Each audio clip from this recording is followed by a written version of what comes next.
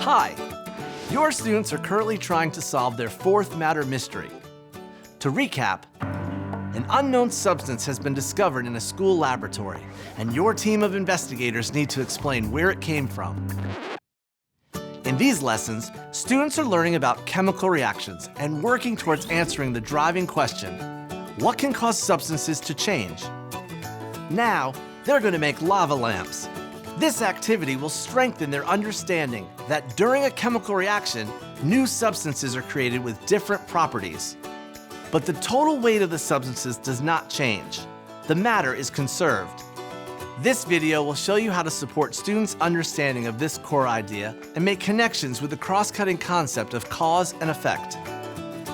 Today we're going to make lava lamps. We're going to use a plastic bottle. We're going to add some water, some oil, some red food coloring, and then an antacid tablet. The assembly of the lava lamp is straightforward, but you'll want to emphasize the need to work carefully and avoid spillages. This reduces mess, though more importantly, it makes sure that measurements are as accurate as possible. It's these measurements that will later allow students to determine that the overall weight of matter doesn't change as a result of any chemical reactions. Cool. I like that. I like how they're still not mixing. I know. Yeah. I think that's funny. That's so cool. All right, Connor, tell me what you observed when we mixed the oil, water, and food coloring.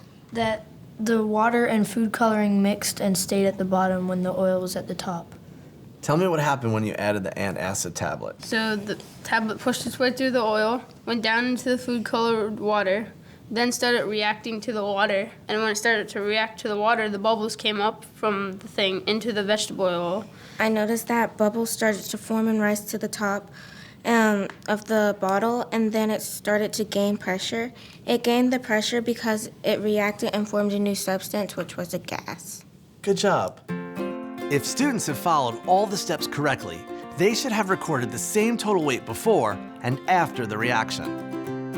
Any small differences are likely to be measurement or calculation errors, or the result of not screwing the lid back on the bottle quick enough, allowing some gas to escape. Tell me, what happened to the weight before and after? It wasn't a big difference. It was just a 0.6 grams difference from the before weight. Bella, what did you find? I found that the weights were the same before and after. And why do you think that happened? Because we had to screw the lid on really fast right after we put it in so that nothing would get in or out and everything would stay inside of the bottle. So everything's still in there with the cap on tight. We didn't add anything and nothing escaped. Help students connect their observations to the cross-cutting concept of cause and effect. So what caused the substances to behave the way they did? It was a chemical reaction. When the antacid tablet hit the water and the food coloring, it reacted to the water. And what was your evidence for this?